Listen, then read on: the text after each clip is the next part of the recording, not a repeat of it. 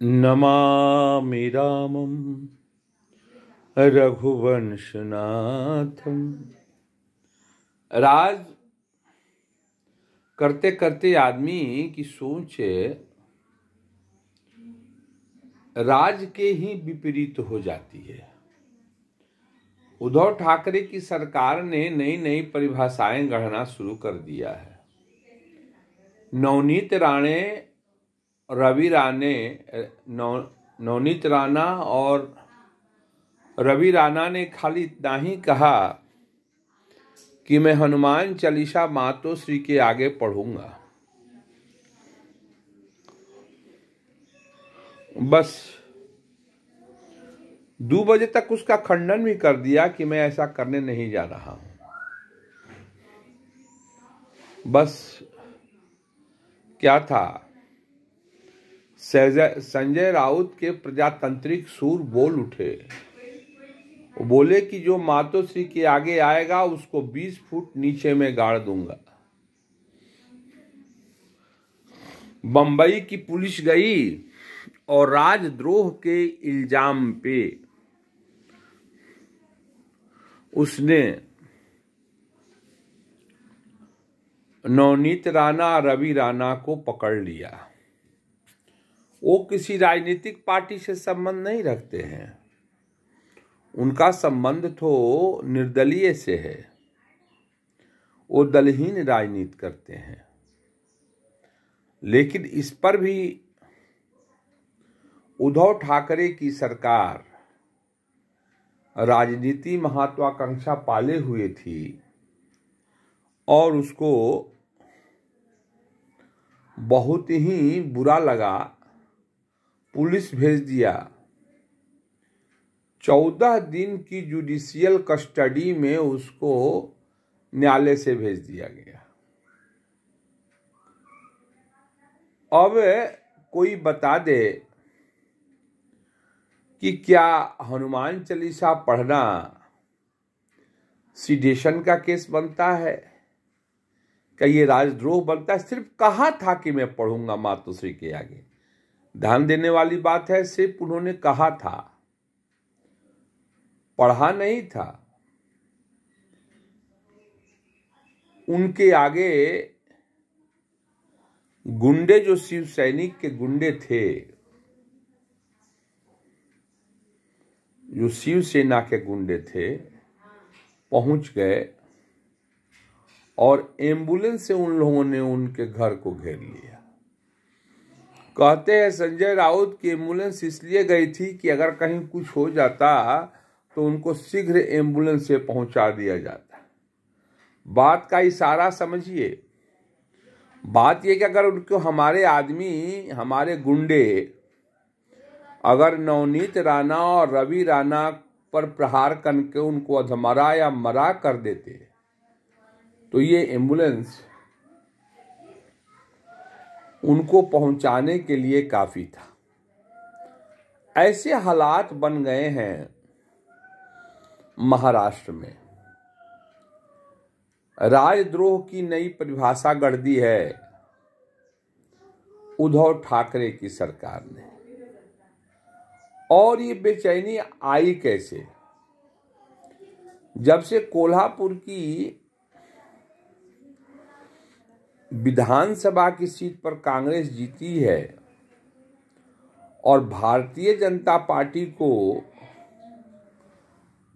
Bumper vote मिला है। हालांकि भारतीय जनता पार्टी हार गई है, वो तो सीट शिवसेना की थी, लेकिन वोट प्रतिशत के इजाफे को देख करके उद्धव ठाकरे की चूलें हिल गई और उन्होंने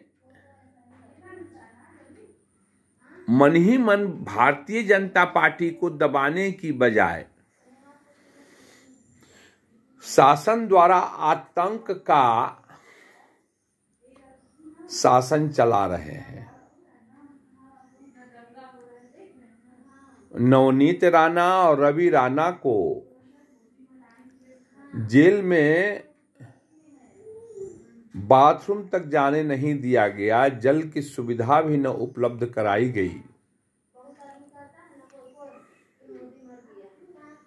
क्या उनका गलती था? गलती सिर्फ इतना ही था कि उन्होंने कहा कि मातोश्री के आगे मैं हनुमान चालीसा का पाठ करूंगा। हालांकि 2 बजते बजते तक उसका खंडन भी कर दिया। अब कोल्हापुर की चुनाव तो कांग्रेस ने जीती, वोट मात्र 92,000 आए। 91,000 वोट तो पहले कांग्रेस के 40,000 वोट पहले से थे, और शिवसेना जो हारी थी उसके उनके भी 70,000 वोट थे।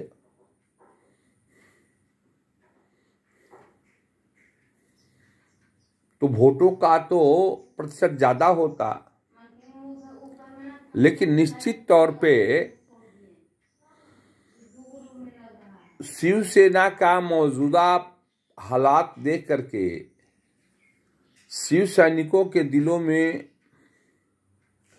उत्साह कम हो गया है।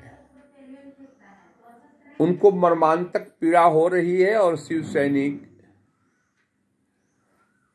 उद्धव ठाकरे को छोड़ करके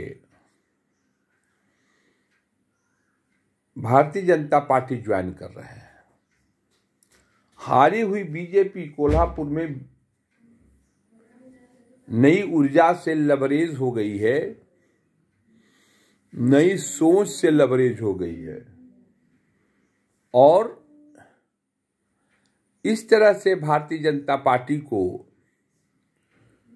नई ऊंचाइयां मिल रही हैं महाराष्ट्र में। ये सब देख करके उद्धव ठाकरे की परेशानी बढ़ रही है। अब वो करे तो क्या करें, जाएं तो कहां जाएं। नई नई परिभाषाएं गढ़ रहे हैं और नवनीत राणा और रवि राणा को जेल में डाल रहे हैं। अब टुकड़े टुकड़े गैंग के समर्थक यहां नहीं खड़ा होंगे। राजद्रोह का मुकदमा का गलत इस्तेमाल करने वाले, जबकि उसने लोगों ने कहा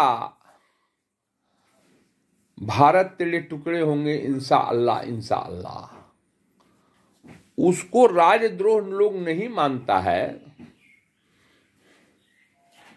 सिर्फ हनुमान चालीसा पढ़ने मात्र को लोग राजद्रोह मानता है। उठाएंगे का थोड़ा सा पेट। हाँ, पाकिस्तानी झंडे फहराने को लोग राजद्रोह नहीं मानता है। विपक्ष की राजनीति